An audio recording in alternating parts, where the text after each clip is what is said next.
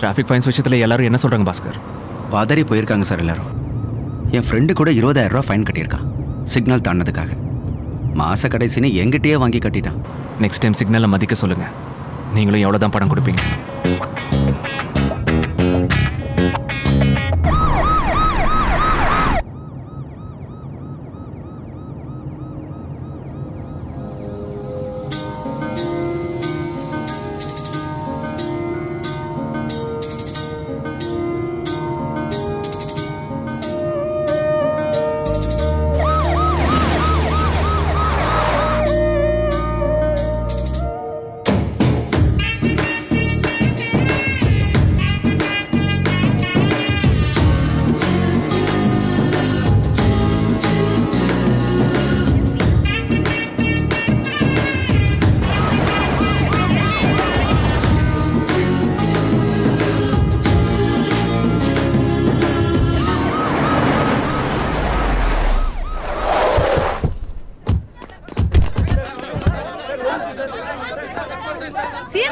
நீங்க போட்டிருக்கிற traffic fines பத்தி ஜனங்க என்ன பேசிக்கிறாங்கன்னு உங்களுக்கு தெரியுமா சார்?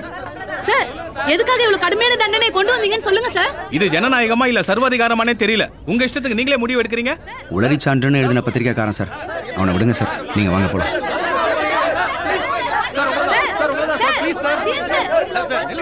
ஒரு நிமிஷம். டிராஃபிக் ஃபைன்ஸ்னால மக்கள் எல்லாம் ரொம்ப கோவமா இருக்காங்க. 10,000, 20,000, 30,000 என்ன சார் இது? சாதாரண பொதுமக்களின் ஃபைன் எப்படி சார் ஃபாலோ பண்ணுங்க சார்? யார் கூடயாவது கலந்து பேசி இந்த முடிவு எடுத்தீங்களா இல்ல உங்க இஷ்டத்துக்கு நீங்களே இப்படி பண்ணீங்களா? ஏன் சார் ஜனங்களை சாகடிக்கிறீங்க?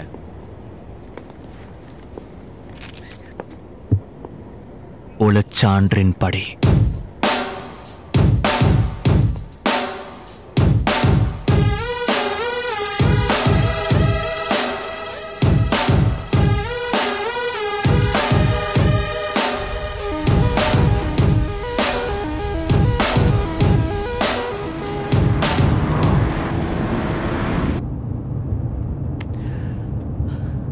பாஸ்கர் சார், இன்னைக்கு என்ன ட்ரெஸ்ஸாக இருக்கும்?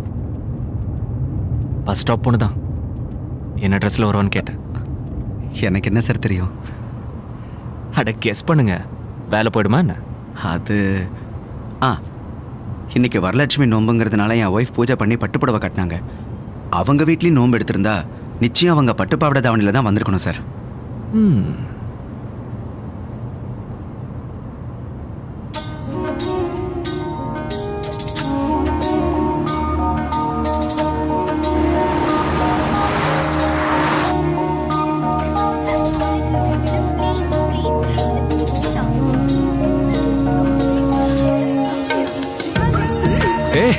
Sir, S.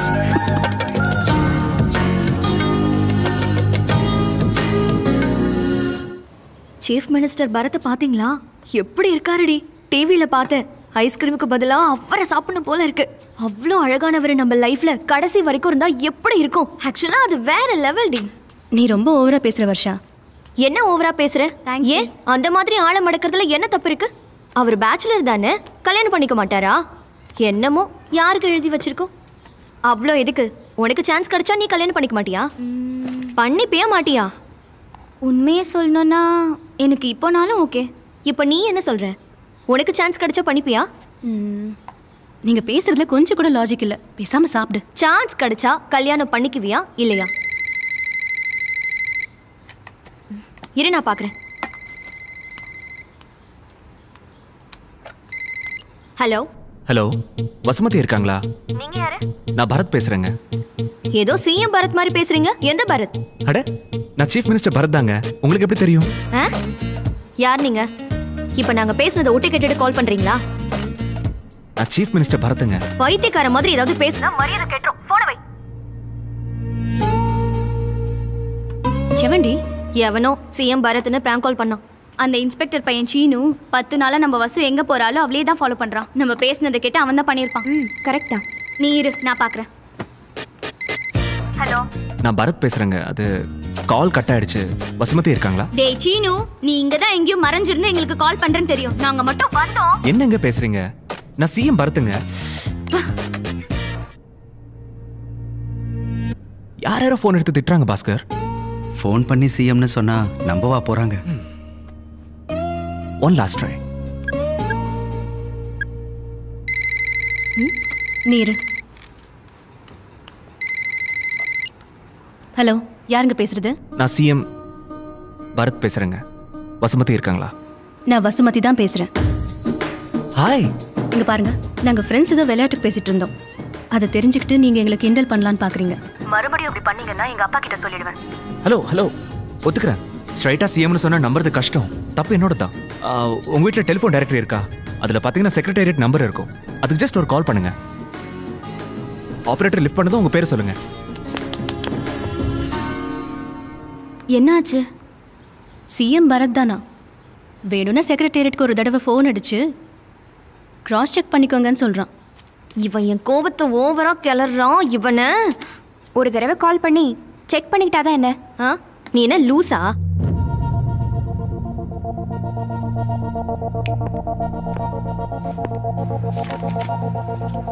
இதோ 044 233 ஓகே தானே? Do it. 43401. ஹலோ. ஹலோ, வணக்கங்க. என் பேர் Vasumathi. Hello madam, one second, CM சாருக்கு கனெக்ட் பண்றேன். CM. Hello Vasumathi. Hi sir. Sorry, ஸ்ட்ரைட்டாக கால் பண்ணுறதுனால தான் இந்த கன்ஃபியூஷன். டெய்லி செக்ரட்டேரியட் போகும்போது உங்களை பஸ் ஸ்டாப்பில் பார்ப்பேன். You look so different. I mean in a nice way. ஒரு வாட்டி ஹாய் சொல்லணும்னு தோணுச்சு. இன்ஃபேக்ட் நேரில் பார்த்து சொல்லணும்னு. காஃபிக்கு மீட் பண்ணலாமா சார்? நாளைக்கு காலேஜ் இருக்கு. எனக்கும் ஆஃபீஸ் இருக்கு. அதுக்கு முன்னாடி மார்னிங் 7:30 ஓகே? நான் பிளேஸ் ஃபிக்ஸ் பண்ணிட்டு கால் பண்ணுறேன். ஓகே? என்னடி ஆச்சு? மார்னிங் காஃபிக்கு மீட் பண்ணலான்னு சொன்னாரு. பிளேஸ் ஃபிக்ஸ் பண்ணி சொல்றாரா? சிஎம் பரத் கூட காஃபியா? இதை மிஸ் பண்ணக்கூடாது. நம்ம எல்லாரும் சேர்ந்தே போயிடலாம். ஓகேயா? Sumathi. Hello uncle. Hi uncle. Hi daddy. சரி, நாங்கள் கிளம்புறோம் வசு. பாய். Morning 7 o'clock. எந்த பிளேஸ் பெட்டரா இருக்கும் பாஸ்கர்?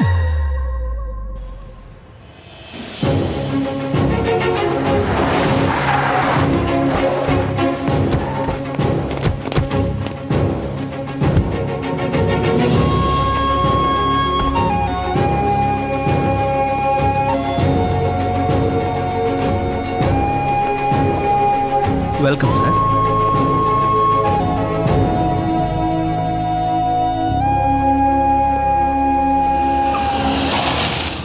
சீக்கிரம் இறங்க. மேல ஒரு 20 ரூபா போட்டு கொடுமா. சிஎம் பார்க்க தான் போறேன். நீ ஒன் வேல வந்ததை சொல்லிட்டுமா? ஏற்கனவே வந்துட்டாரு. Madam please. சிஎம் வர சொன்னாரு.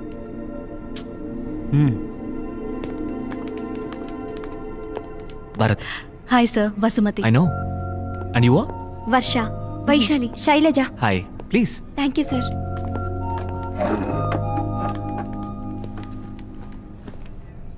என்ன சாப்பிட்றீங்க? காஃபி. இங்க இட்லி ரொம்ப நல்லா இருக்கும்னு பாஸ்கர் சொன்னாரு. அல்கோ வித் இட்லி. எனக்கும் இட்லி சார். நான் கொஞ்ச நாளா டயட்ல இருக்கேன். நெக்ஸ்ட் மந்த் எனக்கு மேரேஜ் ஃபிக்ஸ் ஆயிருக்கு. I love juice. உட்காருங்க பாஸ்கர். ஆர்டர் பண்ணிட்டு வந்துடுறேன் சார். What you doing?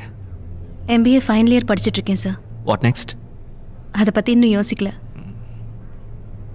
கொஞ்சம் ஃப்ரீயாக இருக்கலாமே, டெய்லி பஸ் ஸ்டாப்பில் இருக்கிற மாதிரி.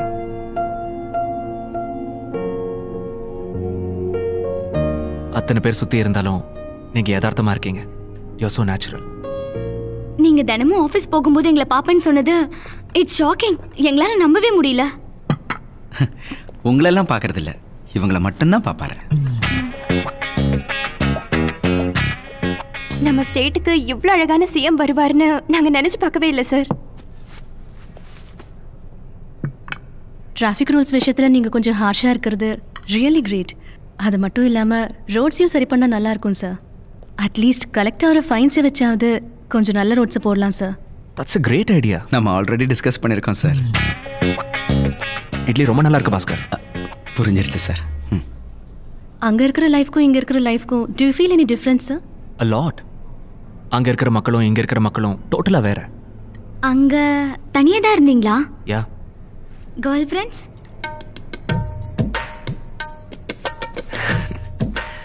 No.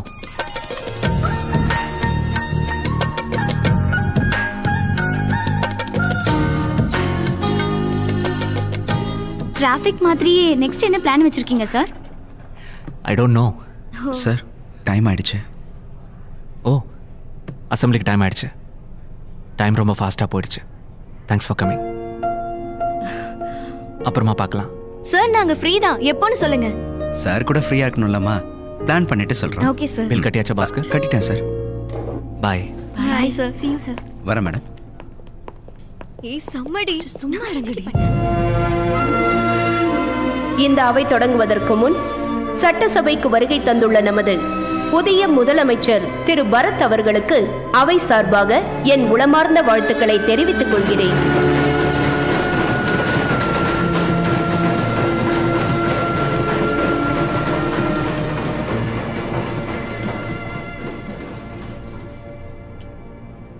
Thank you, Madam Speaker. My dear colleagues and honorable members, thank you. மாண்புமிகு எதிர்க்கட்சி தலைவர் திரு கிருஷ்ணமூர்த்தி அவர்கள். அவைத் தலைவர் அவர்களே, நமது அரசாங்கத்திற்கும் முதலமைச்சருக்கும் இது மக்களாட்சி என்பது ஞாபகம் இருக்கிறதா என்று எனக்கு பெரிய சந்தேகம். தன் தந்தைக்கு பிறகு தனக்கு இந்த பதவி கிடைத்ததாலோ என்னவோ இதை மன்னராட்சி என்று நினைத்துக் கொண்டார். மக்களை காப்பாற்ற வேண்டிய இந்த அரசாங்கம், மக்களோட கஷ்டத்தை தீர்க்க வேண்டிய இந்த அரசாங்கம் அபராதங்கிற பேர்ல மக்களோட ரத்தத்தை உறிஞ்சுகிட்டு இருக்கு. சிக்னலை மீறினா 10,000, கொஞ்சம் வேகமா போனா அதுக்கு 20,000, வேற ஏதாவது பண்ணா 30,000. இது சர்வாதிகாரம். மக்கள் பணத்தை கொள்ளையடிச்சு அவங்களை கொன்னுடுவாங்க போல இருக்கு. கொள்ளடிக்கிறத பத்தியும் கொலை செய்யறத பத்தியும் நீங்களும் உங்க ஆளுங்களும் பேசுவீங்க, அதை நாங்க கேட்கணும். எல்லாம் எங்க தலையெழுத்து. அம்பத்தூர்ல இருந்து அரக்கோணம் வரைக்கும் ஒரு சென்ட் விடாம மொத்தமா வலிச்சு போட்டீங்க. மிச்சம் என்ன வச்சுக்கிறீங்கன்னு பார்த்தா எல்லார் கையிலயும் திருவோட்டை குத்து சோத்துக்கு சிங்கி அடிக்க வச்சிட்டீங்க. அதான உங்க கட்சியோட சாதனை. கொஞ்சம் நிறுத்துங்க. அவைத் தலைவரே, அவர் என்ன பத்தி தான் பேசிக்கிட்டு இருக்காரு. அம்பத்தூர்ல பிளாட் போட்டு வித்ததுக்கு எனக்கு சம்மந்தம் இல்லைன்னு நான் பல தடவை சொல்லிட்டேன். திரு மாணிக்கம் அவர்களே உட்காருங்க. அவரை கொஞ்சம் பேச விடுங்க. இதே மாதிரி பேசிக்கிட்டு இருந்தாரா நாங்க வெளிநடப்பு செய்வோம். சொல்லுங்க. நீ சொல்ல உட்காந்துக்கிறேன். நீ கண்டினியூ. உள்ள இறக்க வேண்டிய நேரம் வந்ததுனால வெளியில போகணும்னு சொல்றாரு. பாருங்க, நீங்க தேவையில்லாம வார்த்தையை விடுறீங்க. வாக் அவுட்னா என்ன அர்த்தம்? ஒண்ணு வடங்களா அவை தலைவரே. வாய் இருக்குன்றதுக்காக உங்க இஷ்டத்துக்கு பேசாதீங்க.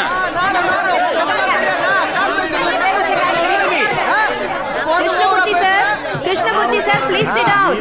இங்க பாருங்க, இங்க வந்தது உங்களோட சொந்த கதையும் சோக கதையும் கேட்கறதுக்காக இல்ல, ஜனங்களுக்கு நியாயம் கேட்கறதுக்காக வந்திருக்கோம். நீ நியாயம் கேட்கறதுக்காக வரல, உன்னோட புடவையும் நகையை காட்டுறதுக்காக தான் வந்திருக்க. உன் மேனாவுக்கு வேலையெல்லாம் தெரியும். உட்கார். Please sit down. உட்காருங்க. சொல்றது கேளுங்க. இப்போ உட்கார போறீங்களா இல்லையா? எல்லாரும் உட்காருங்க.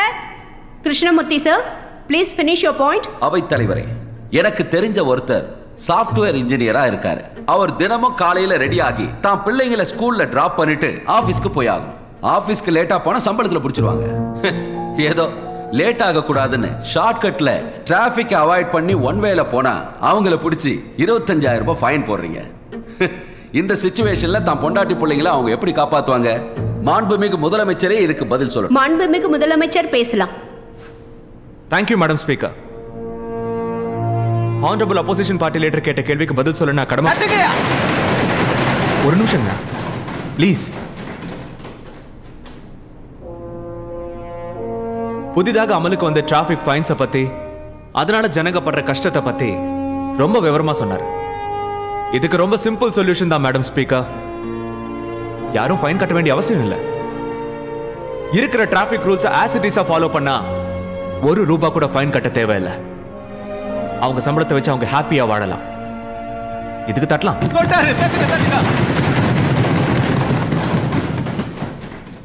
எதிர்கட்சி தலைவர் அவருக்கு தெரிஞ்ச சாஃப்ட்வேர் இன்ஜினியர் பத்தி ஏதோ சொன்னார். அவசரத்தில் ஒன் வேல போயிருக்காராம், பாவம் ஃபைன் கட்டினாராம். இந்த மாசம் எப்படி சமாளிக்க போறாருன்னு. சம்பளத்தில் பிடிச்சா என்ன சார், கொஞ்சம் செலவை குறைச்சிக்கிட்டா அடுத்த மாசம் சேலரி வந்துட போகுது. ஆனா அவர் போன வழியில் ஏதாவது ஒரு வெஹிக்கிள் வந்து அவரை இடிச்சிருந்தா அவங்க ஃபேமிலி வாழ்க்கை முழுக்க எப்படி சமாளிப்பாங்கன்னு நீங்க யோசிக்கணும். ஜனங்க ஓட்டு போட்டு நம்மளை இங்க உட்கார வச்சிருக்கிறது அவங்களுக்கு நல்லது செய்யதானே தவிர அவங்க தப்பு பண்ணாலும் சப்போர்ட் பண்றதுக்கு கிடையாது. நான் அப்பாவோட காரியத்துக்கு வந்த புதுசுல ஒரு 2 வீக்ஸ் தனியாவே ஊர்ல சுத்திக்கிட்டு இருந்தேன். நான் பார்த்தது, எனக்கு புரிஞ்சது என்னன்னா, இங்க இருக்கிற யாருக்கும் ஒரு பர்சன் கூட அக்கௌண்டபிலிட்டி இல்லை. இதுக்கு தமிழ்ல பொறுப்புடைமைன்னு சொல்லுவாங்களாம். நான் வந்து இந்த கொஞ்ச நாள்ல அது எந்த விஷயத்திலையும் எந்த ஒருத்தர்கிட்டயும் நான் பார்த்ததே இல்லை.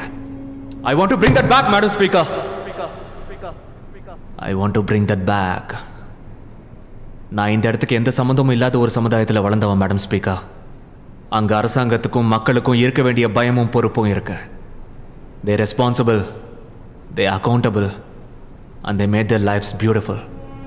ஆனா நமக்கு ஒழுக்கங்கிறது இல்லவே இல்லை. எங்கனாலும் எது வேணாலும் செய்யலாம். எதுலயும் குவாலிட்டி இல்லை. பயமே இல்லாம எல்லாத்துலயும் கலப்படம் செய்யலாம். It's really shocking madam speaker. 100 கோடிக்கும் மேல பாப்புலேஷன் இருக்கிற நாட்டில் ஒரு சிஸ்டம் இப்படியா ரன் பண்ணணும்? இவ்வளவு கேவலமாவா வாழணும்? அவை தலைவரே, அவர் கேவலன்னு சொல்றது எங்களை தான். ஒரு சிஎம்ஆ இருந்துகிட்டு இந்த அளவு நாகரிகம் இல்லாம பேசக்கூடாது. இதை நாங்க எல்லாரும் வன்மையா கண்டிக்கிறோம். இவர் பேசினதை ரெக்கார்ட்ல இருந்து நீக்கியே ஆகணும். It's a fact and it has to be on record, Madam Speaker.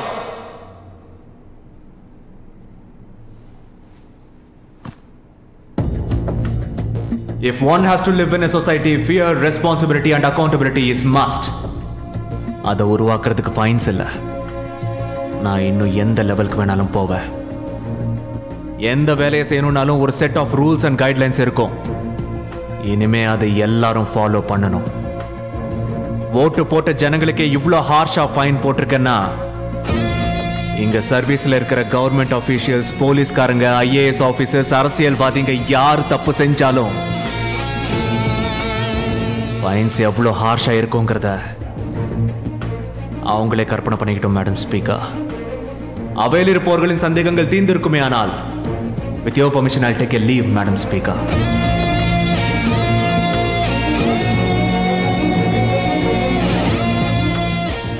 தப்பு நடக்குதுன்னு கொஞ்சம் ஸ்ட்ரிக்டா இருந்தா அதை சரியாக்கலான்னு நினைச்சா மன்னர் ஆட்சி ஞாபகம் வந்தது இல்லை உங்களுக்கு? ஆனா எனக்கு மட்டும் சின்ன வயசுல தப்பு செஞ்சா கண்டிச்ச எங்க அம்மா அப்பா ஞாபகம் வருவாங்க சார்.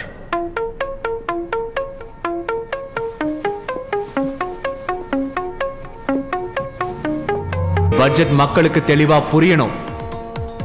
எதுக்கு எவ்வளவு ஒதுக்கி இருக்கோன்னு அவங்களுக்கு தெரியணும். செலவாகிற ஒவ்வொரு பைசாவும் அவங்க கண்ணுக்கு தெரிய வைப்ப. கான்ட்ராக்டர்ஸ் எல்லாருக்கும் சொல்றேன், கேட்டுக்கங்க.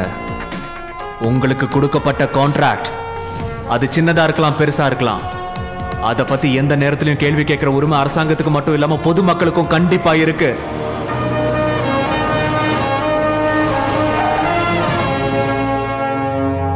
பணி செய்யும் தொண்டன் ஆகுவேன், பசி என்னும் வார்த்தை விரட்டுவே. ஸ்டேஷன்ல எல்லாத்தையும் ப்ராப்பரா வச்சுக்க மாட்டீங்களா? Sorry sir. உங்க எல்லாரையும் டிரான்ஸ்ஃபர் பண்ணதான் நினைக்க வேண்டாம். உங்க எல்லாரோட இன்ட்ரெஸ்ட், சென்சிபிலிட்டிஸ், ப்ரொஃபைல்ஸ் எல்லாத்தையும் பார்த்து யாருக்கு எந்த டிபார்ட்மெண்ட் கரெக்டா இருக்குன்னு பார்த்து போஸ்டிங் கொடுக்கப்பட்டிருக்கு.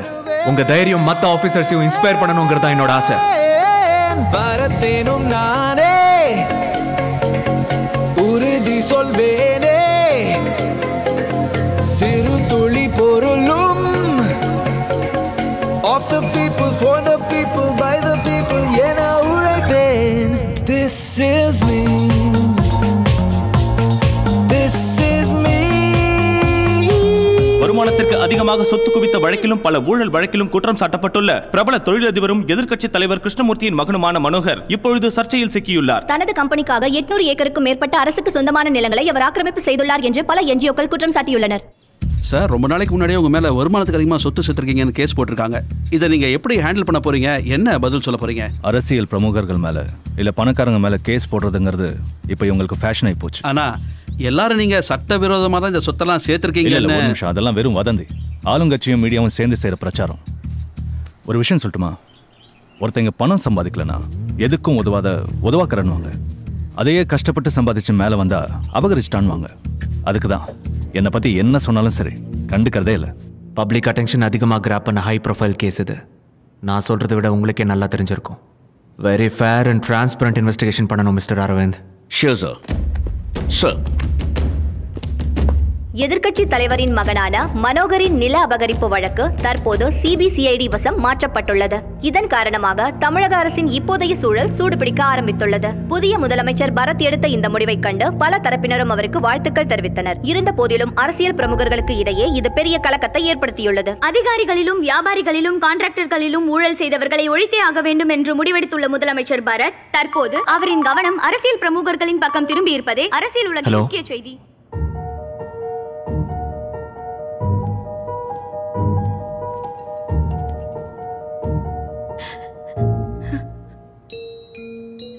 நைட்டு நல்லா தான் சாப்பிட்டு தூங்கிட்டு இருந்தான். என்னாச்சுன்னு தெரியல, திடீர்னு மூச்சு விடுறதுக்கு ரொம்ப கஷ்டப்பட்டான். நாங்கள் பயந்து ஹாஸ்பிட்டலுக்கு கூட்டிகிட்டு வந்துட்டோம்.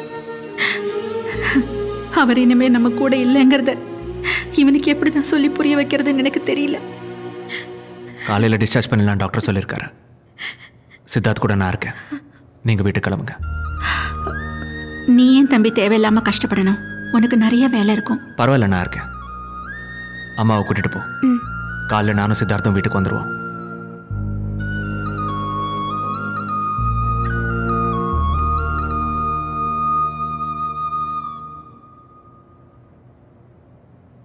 ஹாய். அம்மா பயங்கர டயர்டாகி தூங்கிட்டாங்க.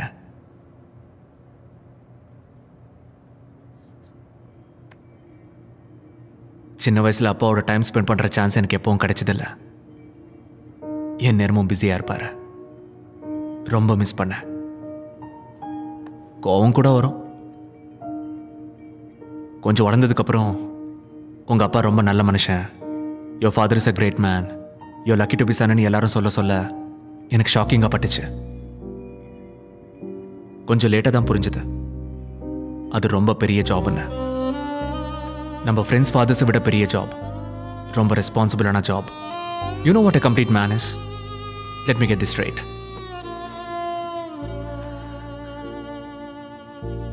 லைஃப்ல எந்த தப்புமே செய்யாம, யாரையும் ஹர்ட் பண்ணாம, தன்னோட ஜாபை பொறுப்பா செஞ்சு தானும் சந்தோஷமா இருந்துக்கிட்டு சுத்தி இருக்கிறவங்க எல்லாரையும் சந்தோஷமா வச்சுக்கிறதான். Our dad was that. He made us proud. நீயும் நானும் அவர் மாதிரி தான் இருக்கணும்.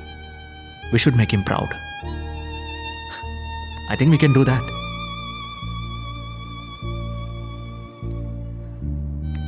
ரொம்ப லேட் ஆயிடுச்சு. தூங்க.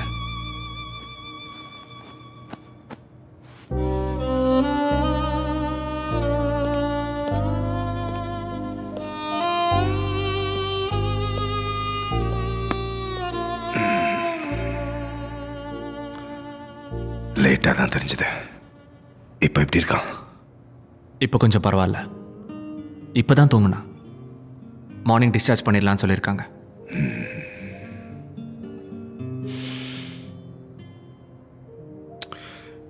அவன் நீ எதுக்கு? வேற யாரும் இல்லையா? இல்லை, நான் தான் இருக்கேன்னு சொன்னேன்.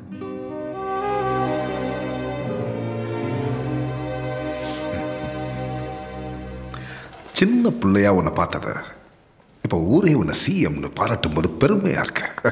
Very good. போய்ட்டுறேன். சரி, ஓகே அங்கிள். பரத், நிறைய ஆஃபீஸஸை ட்ரான்ஸ்ஃபர் பண்ண சொல்லி ஜியோ இஷ்யூ பண்ண சொல்லியிருக்கியா? அதில் கொஞ்சம் போஸ்ட் ஹோல்ட் பண்ணு. நான் சொன்னதுக்கு அப்புறம் பார்த்துக்கலாம். நான் நல்லா ஸ்டடி பண்ணி தான் யார் எந்த போஸ்ட்டில் இருந்தால் கரெக்டாக இருக்குன்னு ஃபிக்ஸ் பண்ணி வச்சிருக்கேன். ஆக்சுவலி சைன் கூட பண்ணியாச்சு. It's okay. கொஞ்சம் போஸ்ட் தான், ஒரு சில பிரச்சனைங்க இருக்கு. என்ன சொன்னால் 4 போஸ்ட் தான் Bharath. Finance secretary, Salem DSP, commissioner, அப்புறம் சிபிசிஐடி. இது நம்ம கட்சியில் இருக்கிற எல்லார்கிட்டையும் பேசி எடுக்க வேண்டிய முடிவு. அவங்க கவர்மெண்ட் சர்வன்ஸ் தானே, கட்சி ஆளுங்க கிட்ட ஏன் கேட்கணும்? யார் எந்த போஸ்ட்ல இருக்கணும்னு யோசிச்சு தான் முடிவு எடுத்திருக்கேன். நாளைக்கு ஈவினிங் சார்ஜ் எடுத்துப்பாங்க. இல்லை, உங்க அப்பா இருந்தப்போ இந்த முடிவில் நான் தான் எடுப்பேன். ரூலிங் பார்ட்டியில் சில ஆப்ளிகேஷன்ஸ்லாம் இருக்கத்தான் செய்யும். டெசிஷன் ஆல்ரெடி எடுத்தாச்சு அங்கிள். எனக்கு சரின்னு தோன்றதை நான் செய்கிறேனே.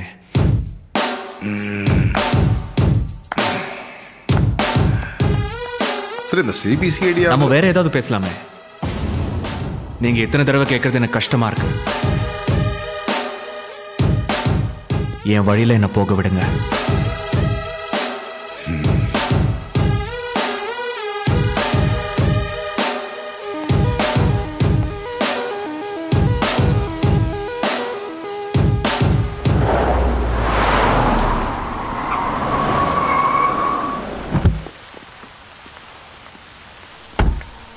எனக்கு ஆஃபீஸில் அர்ஜென்ட் ஒர்க் இருக்கு. போயிட்டு ஈவினிங் வந்துடுறேன்.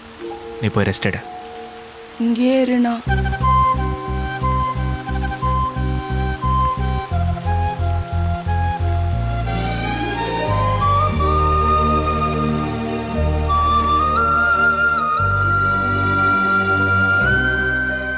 சித்தார்த் இனிமே எல்லார்கிட்டையும் பேசுவான். டாக்டர் சொன்னாராப்பா? சித்தார்த்தே சொன்னான்.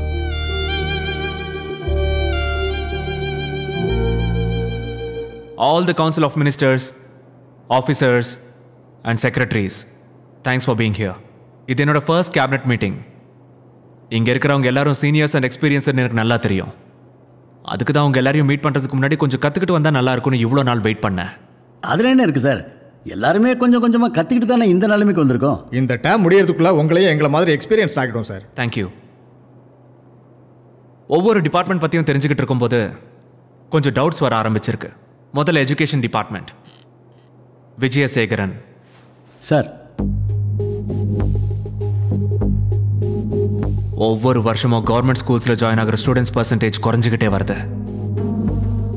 வருஷத்துக்கு கிட்டத்தட்ட 50,000க்கு மேலே ஸ்டூடெண்ட் ஸ்ட்ரென்த் குறைஞ்சிக்கிட்டே இருக்கு. Hundreds of schools getting shut down. நிறைய ஸ்கூல்ஸில் ஸ்டூடெண்ட்ஸோட ஸ்ட்ரென்த் சிங்கிள் டிஜிட்க்கு வந்திருக்கு. ஐ மீன், சில ஸ்கூல்ஸை ரன் பண்ணுறது கூட தேவையில்லைன்னு தோணுது. அதை கூட மூடிட்டா பெட்டர் சார். அது கவர்மெண்ட்டுக்கு பாரம் அதிகமாக கூடாதுன்னு தான். அதான் எதுக்குன்னு கேட்குறேன். அதான் சார், ஜனங்க கூட பிரைவேட் ஸ்கூலுக்கு தான் சார் முக்கியத்துவம் கொடுக்குறாங்க. பட்டிக்காட்டில் கூட பிரைவேட் ஸ்கூலுக்கு தான் சார் மவுசு ஜாஸ்தி. கவர்மெண்ட் ஸ்கூல்ஸில் ஃப்ரீ எஜுகேஷனை விட்டுட்டு பிரைவேட் ஸ்கூல்ஸில் லட்சக்கணக்கில் கட்டுறதுக்கு ரெடியாக இருக்காங்களா? இந்த கவர்மெண்ட் ஸ்கூலில் ஸ்டாண்டர்ட் எங்கே இருக்குது சார்? கல்வி அமைச்சரே நீங்கள் தானே சார்? நான் தான். ஸ்டாண்டர்ட்ஸ் குறையும் போது நீங்கள் என்ன பண்ணீங்க? என்ன கிடைக்கிறேன்னு சொல்லி தொலையா. அவங்க பசங்களை இங்கிலீஷ் மீடியம் ஸ்கூலில் தான் சேர்க்கணும்னு எல்லாரும் ஆசைப்படுறாங்க சார். கவர்மெண்ட்டுக்கு இங்கிலீஷ் மீடியம் ஸ்கூல் ஸ்டார்ட் பண்ண இஷ்டம் இல்லையா? கவர்மெண்ட் இருக்கிறது மக்களுக்காக தானே. அவங்களுக்கு என்ன வேணுமோ செய்யறது தானே நம்ம வேலை. You know what, English medium school start பண்ணி ஃப்ரீயாக நடத்த வேண்டிய அவசியம் கூட இல்லை. மினிமம் ஃபீஸ் வாங்கினாலும் நிறைய பேர் ஜாயின் ஆவாங்கன்னு என்னோட strong feeling. Will look into it sir. இந்த அகாடமிக் இயரில் எவ்ரி டிஸ்ட்ரிக்ட்ல 2 ஸ்கூலை ஸ்டார்ட் பண்ணி டெஸ்ட் பண்ணலாம். Will start an awareness camp. Will multiply the schools next year. Will look into it, sir. There's nothing to look into it. பார்க்கிறதுக்கு என்ன இருக்கு? செய்யணும். Now coming to the private schools. சில ஸ்கூல்ல 5th ஸ்டாண்டர்டுக்கு 1 lakh, 6th ஸ்டாண்டர்டுக்கு 1.5 lakh, 7th ஸ்டாண்டர்டுக்கு 2 lakhs, 10th ஸ்டாண்டர்ட்னா 3 lakhs. அங்க அப்படி என்னதான் கத்து தராங்க? This is one particular school. This is off the record, huh? Off the record. PB High School.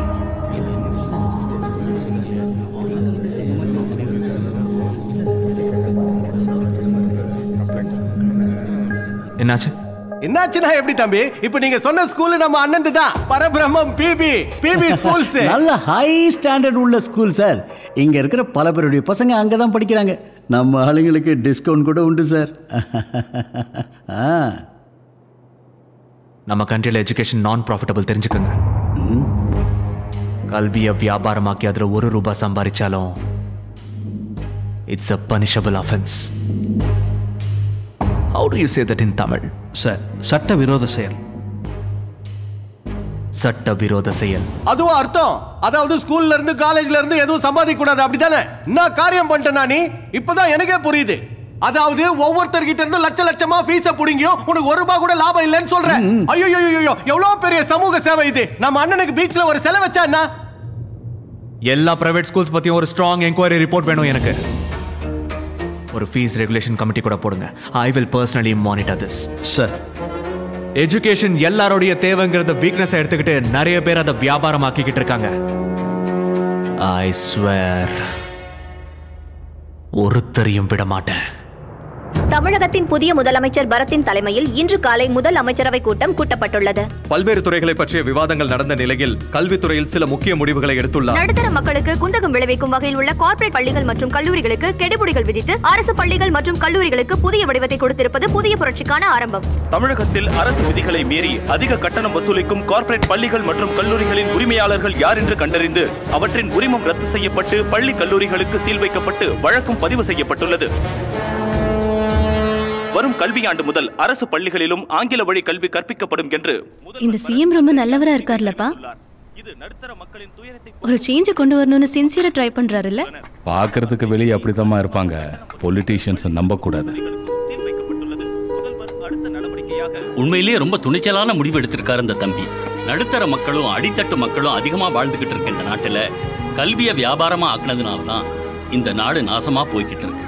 அங்க இங்கன்னு கஷ்டப்பட்டு 10-20 பணம் சேர்த்து கான்வென்ட்டுக்கு பிள்ளைங்களை அனுப்புனா அதுங்க வாழ்க்கை நல்லா இருக்கும்னு நினைச்சோம். இப்போ கவர்மெண்ட் பள்ளிக்கூடத்திலேயே நல்ல படிப்பு கிடைக்குதுன்னா எங்க வாழ்க்கை இன்னும் சந்தோஷமா இருக்கும். நம்ம முதலமைச்சர் தைரியமா ஒரு டெசிஷன் எடுத்திருக்காரு. அவர் இதே மாதிரி இருந்து இன்னும் நிறைய நல்ல விஷயங்கள் பண்ணணும்னு ஆசைப்படுறேன்.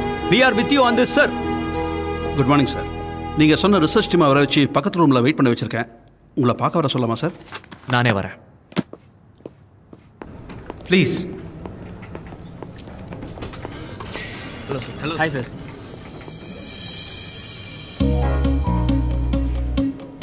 சார், சுதீர், கைலாஷ், ரோஹன், வசுமதி அண்ட் ஸ்வப்னா எல்லாருமே சிவில் சர்வீசஸ்க்காக ப்ரிப்பேர் பண்ணுறாங்க சார். இந்த ரிசர்ச் அவங்களுக்கும் ஹெல்ப்ஃபுல்லாக இருக்கும்னு. Sir please sit down. Yes, sir. Thank you, sir. சில key issues of different countries, states, அவங்க பாலிசிஸ், மெத்தட்ஸ், அந்த டேட்டா எனக்கு வேணும். Sure sir.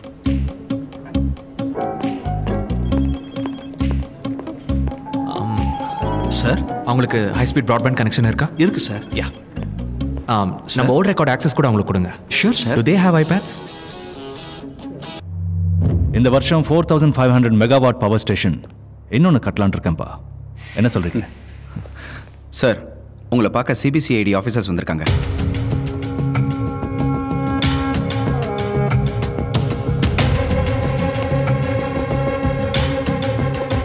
Hello sir, Aravind Krishna, additional DG, CID. வருமானத்துக்கு அதிகமாக சொத்து சேர்த்த கேஸை இன்வெஸ்டிகேட் பண்ண ஆரம்பிச்சிருக்கோம். I want to investigate this case in a smooth and transparent manner. அதுக்கு உங்களோட சப்போர்ட் வேணும். தேவைப்படும் போதெல்லாம் நீங்கள் சிபிசிஐடி ஆஃபீஸ்க்கு வரணும். இதில் உங்கள் தலையீடு எதுவும் இருக்கக்கூடாது. அதை சொல்லிட்டு போகலான்னு தான் வந்தேன்.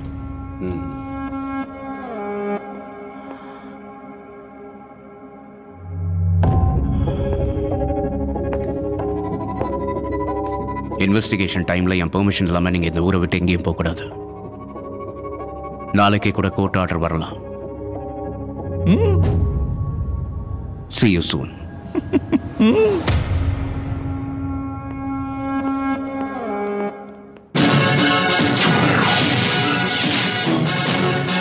பல வருஷங்களா எதிர்க்கட்சி தலைவர் கிருஷ்ணமூர்த்தியோட மகன் மனோகர் மேல ஏகப்பட்ட வழக்குகள் இருக்கு. இப்போ அரசாங்கம் இந்த வழக்குகளை சிபிசிஐடிக்கு மாத்திருக்காங்க. இத பத்தின உங்க கருத்துக்களை பதிவு பண்ணுங்க. இது 100% முதல்வரும் கட்சியை எடுத்த பழிவாங்கும் படலம் அப்படின்னு தான் சொல்லணும். மக்களுக்கு எதிராக அரசாங்கம் எடுத்திருக்கிற நடவடிக்கை எல்லாத்தையும் உண்மையிலேயே நாங்க வன்மையா கண்டிக்கிறோம். அந்த காரணத்துக்காக மக்களுக்கு எங்க மேல வெறுப்பு வரணுங்கிறதுக்காக போடப்பட்ட வழக்கு தான் இது. அரசியலை பொறுத்த வரைக்கும் ஒருத்தர் பழி வாங்குறதும் காழ்ப்புணர்ச்சியும் நல்லதில்லை. முதலமைச்சர் சிபிசிஐடிக்கு இந்த வழக்கை எதுக்காக மாத்தினாருன்னு தெரியல. என்ன பொறுத்த வரைக்கும் இது எதிர்க்கட்சியை பயமுறுத்துற நடவடிக்கையா தான் தெரியுது.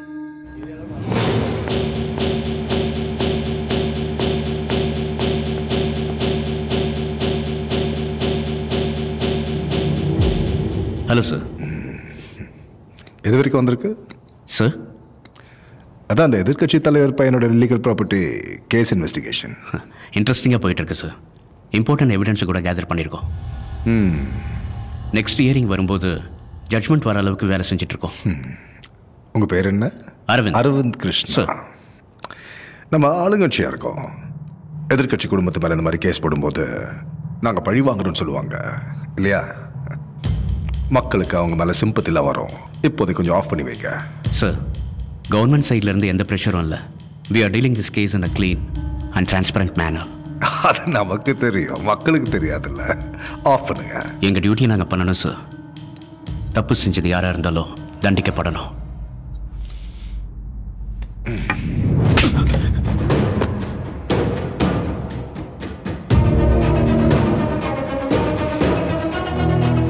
மூணு மாசத்துல எல்லாருக்கும் குளிர் விட்டு போச்சு. எப்படி இருந்தீங்க எல்லாரும்? ஒரு காரியம் பண்ணும்போது முன்ன பின்ன யோசிக்கணுங்கிற அறிவு இல்லையா? கண்ணு முன்ன தெரியாம நீங்க பண்ற வேலைக்கெல்லாம் நான் பதில் சொல்லிட்டு இருக்கிறோம். உன்னை நம்பி வீட்டில் ஒரு பொண்டாட்டி இருக்கா, 2 பசங்க ஸ்கூலுக்கு போயிட்டு இருக்காங்க. இந்த மாதிரி சேர்ல உட்காரும் போது கொஞ்சம் பயம் இருக்கணும், கூடவே நிதானமும் இருக்கணும். ஆஃப் பண்ண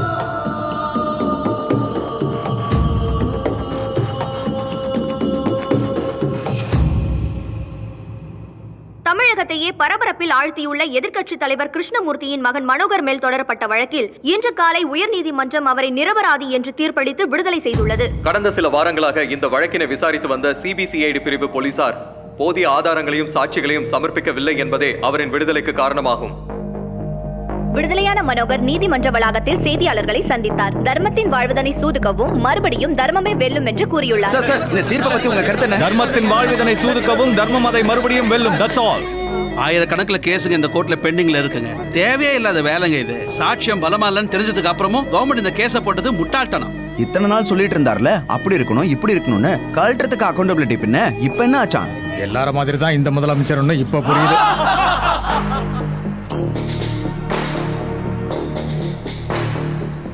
சிபிசிஐடி போதிய சாட்சியங்களை சமர்ப்பிக்காதது பொதுமக்களிடையே பல கேள்விகளை எழுப்பியுள்ளது. எனக்கு வயசு 65ஆகுது. இது வரைக்கும் எந்த அரசியல ஜெயிலுக்கு போயிருக்கானா? ஏன்னா அடிச்சு சொல்லுது, இது நடக்கவே நடக்காது. இவன் வந்து அவனை காப்பாத்துவான், அவன் வந்து இவனை காப்பாத்துவான். இதெல்லாம் அவனுக்குள்ள ஒரு ஒப்பந்தம் தானப்பா. பேட்டிக்கார வந்து போங்கப்பா. நம் நாட்டில் அரசியல்வாதிகள் செய்த தவறுக்கு தண்டனை கிடைக்கும் என்பது கனவிலும் நடக்காத காரியம் என்று பொதுமக்களும் அரசியல் விமர்சகர்களும் தெரிவித்த வண்ணம் உள்ளனர்.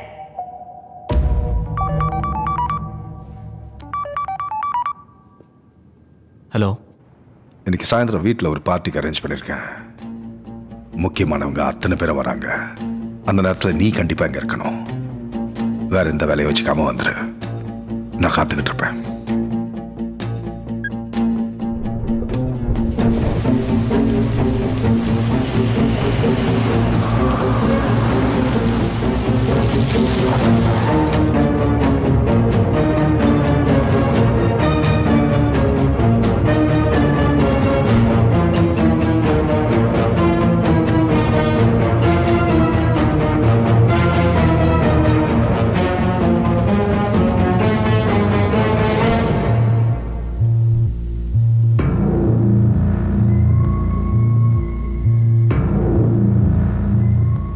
பெரிய மனுஷங்க வராங்கன்னா ஏதோ முக்கியமான விஷயம் பேச போறோம்னு நினைச்சிட்டு இருந்தேன்.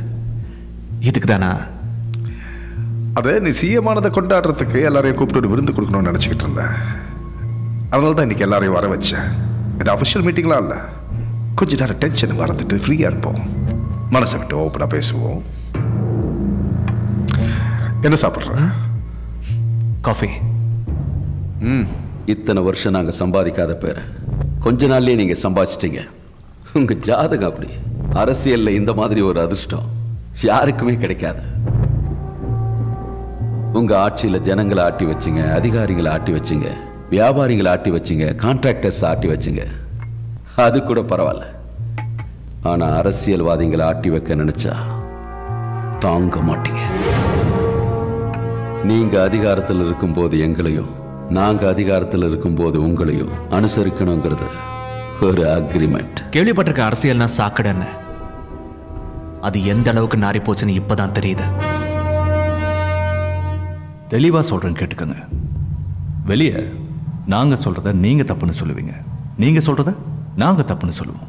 பப்ளிக்கா அடிச்சுப்போம், திட்டிப்போம். இதெல்லாம் மக்களுக்கு என்ன தெரியவா போகுது? மக்கள் அப்படியே இருக்கட்டும், நாம இப்படியே இருப்போம் ப்ரோ. நல்லது செய்யணும்னா மட்டும் அடிச்சுப்போம், திட்டிப்போம்.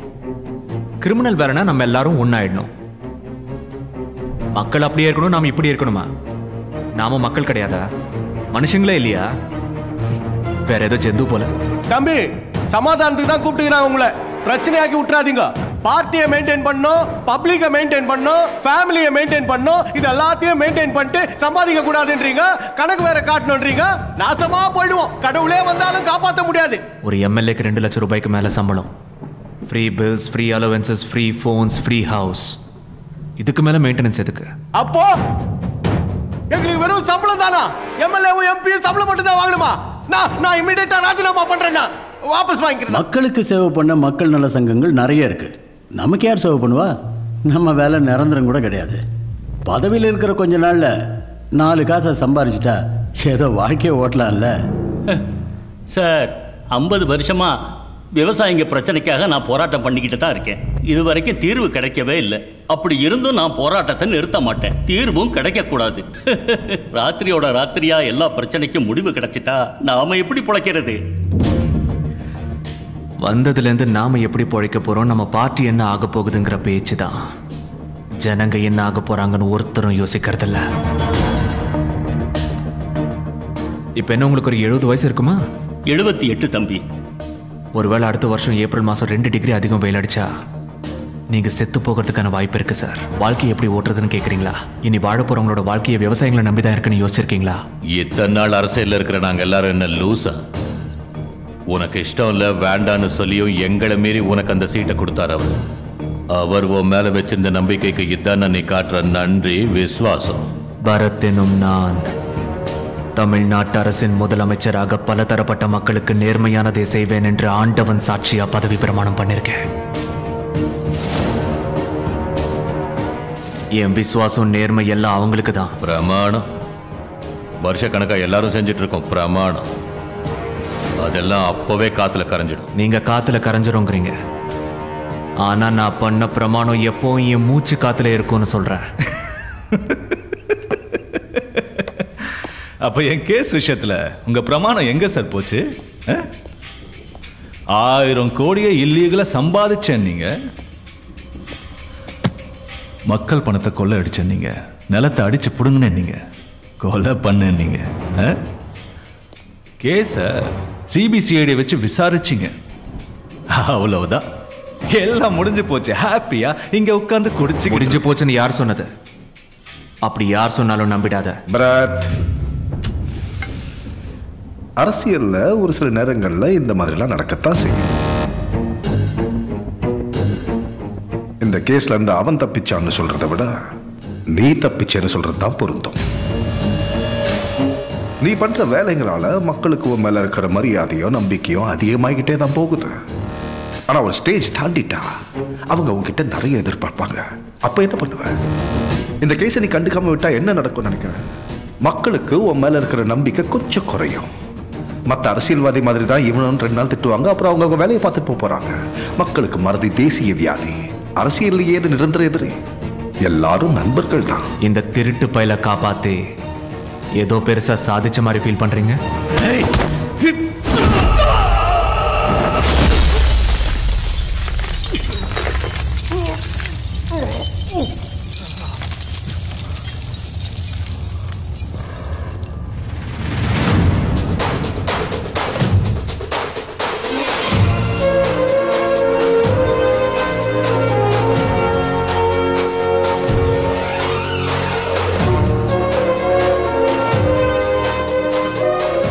அரசியல்ல எது பண்ணாலும் முன்ன பின்ன பார்த்து பண்ணணும்னு சொல்லுவாங்க.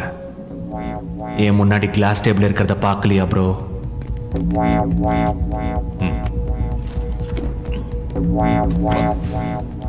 ப்ராமிஸ் பண்ணா என்ன நடந்தாலும் அதை கடைசி வரைக்கும் காப்பாத்தினதான் you are called a man அப்படின்னு பல தடவை எங்க அம்மா சொல்லியிருக்காங்க.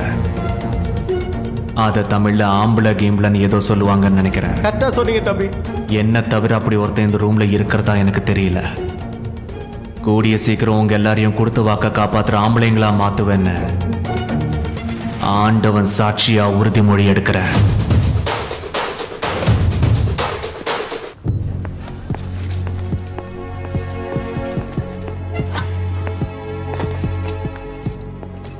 சார், கென்யால அவங்க ஆடிட் பண்ண பட்ஜெட்டோட இன்ஃபர்மேஷனும் கொட்டேஷனும் இதில் இருக்கு சார். ஆப்போசிஷன் லீடர் சன் கேஸில் அப்படி நடந்ததுக்காக லாஸ்ட் 1 வீக்ல இருந்தே நியூஸில் உங்களை பற்றி தப்பாக பேசினது கேட்டு we all really felt very bad sir. தப்பு என்னோட தான். எங்கள் சிஸ்டம் பற்றி தெரிஞ்சுக்கிட்டு இன்னும் கொஞ்சம் ஜாகிரதையாக அலர்ட்டாக இருந்திருக்கணும். இட்ஸ் ஓகே, இன்னொரு சான்ஸ் கிடைக்காதா என்ன? சார், 3 நாளாக 4-5 பசங்க வெளியில் வெயிட் பண்ணுறாங்க. அப்பாயின்மெண்ட் கூட அவங்க கிட்ட இல்லை. செக்யூரிட்டி தடுத்தும் உங்களை பார்க்காம போக மாட்டோம்னு அடம் பிடிக்கிறாங்க. வணக்கம் சார். வணக்கம் சார்.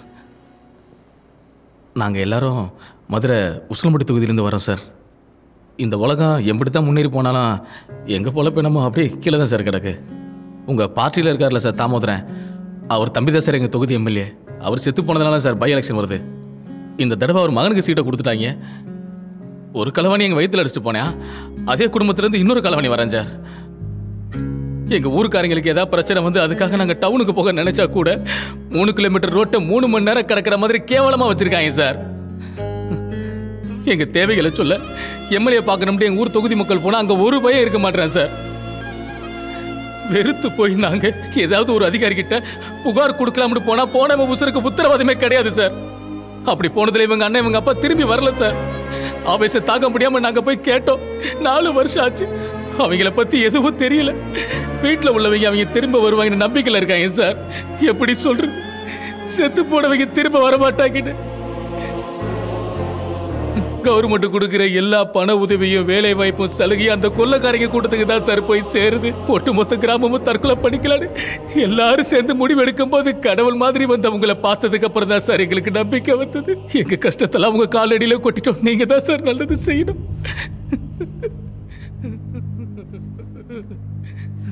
பார்ட்டியை பற்றியோ எலெக்ஷன் கேண்டிடேட் பற்றியோ எனக்கு எதுவும் தெரியாது.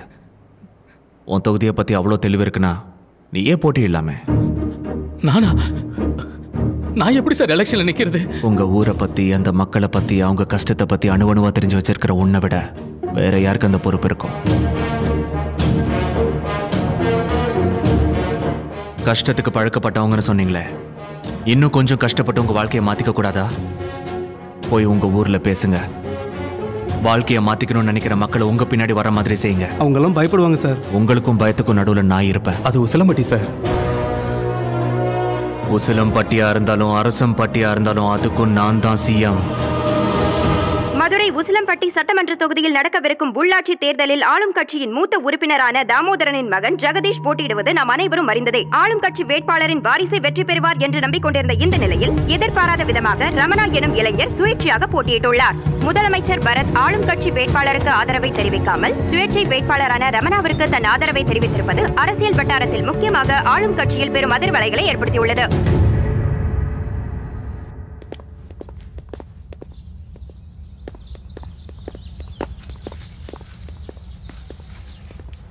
பார்ட்டி என் பையனுக்கு சீட்டு கொடுத்துருக்கு. என் தொகுதியில் எதிர்கட்சியிலேயே ஆள் இல்லாமல் மூடிக்கிட்டு இருக்காங்க. இவன் அன்அப்போஸா ஜெயிச்சிருவான்னு நினைச்சேன். இப்போ எவனோ ஒரு இண்டிபெண்டன்ட்டுக்கு முதலமைச்சர் சப்போர்ட் இருக்கான். நம்ம பார்ட்டி வேட்பாளருக்கு நம்ம முதலமைச்சரே குறுக்க நிற்கிறார். இது என்ன அரசியல்னு எனக்கு ஒன்றும் புரியல. எங்க தொகுதியில் எங்ககிட்ட வந்து பேசுறதுக்கே பயப்படுவாங்க. அப்படி இருக்கும்போது சோத்துக்கே வழி இல்லாத ஒருத்தன் எலெக்ஷன்ல என்ன எதிர்த்து நிற்கிறான். ஜனங்களுக்கெல்லாம் பையன் போய் கேவலமா சிரிக்கிறாங்க. ஒரு 20 வருஷம் இருக்கும். உங்கள் அப்பனை லோக்கல் எலெக்ஷனில் நிற்க வச்சேன். அப்போது ஊரில் சீமத்துறான்னு ஒருத்தன், அவர் பெரிய ரவுடி. உங்கள் அப்பங்கிட்ட தகராறு பண்ணிக்கிட்டே இருந்தான். அதுக்கு உங்கள் அப்பா அவன் ஊருக்கு போய் அவனுடைய 20 லாரியை எரிச்சு திரும்பவும் என் வழிக்கு வந்தினா இந்த லாரிங்களுக்கு ஏற்பட்ட கதி தான் உன் வீட்டுக்கும் வீட்டு ஆளுங்களுக்கும் வரும்னு மிரட்டிட்டு வந்தான். 5 வருஷம் கழிச்சு உங்கள் அப்பனை எம்பிக்கு நிற்க வச்சேன். இப்போது ராசப்பன்னு ஒருத்தன் படபலமும் பணபலமும் உள்ளவன். உங்க அப்பங்கிட்டையும் அவன் ஆளுங்க கிட்டையும் அடிக்கடி வம்பு பண்ணிக்கிட்டே இருந்தான். ஒரே ராத்திரியில் அவன் ஆளுங்க பாதிக்கு மேல காணாம போனாங்க. ஆனா இப்போ யாரோ ஒரு அட்ரஸ் இல்லாத பையன் ரோட்ல போறவன் எதிர்த்து நிக்கிறான்னு பயந்து போய் என்கிட்ட வந்து ஒப்பறி வைக்கிறீங்க. ஏன் வயசாயிடுச்சா? ரத்தம் சுண்டிடுச்சா?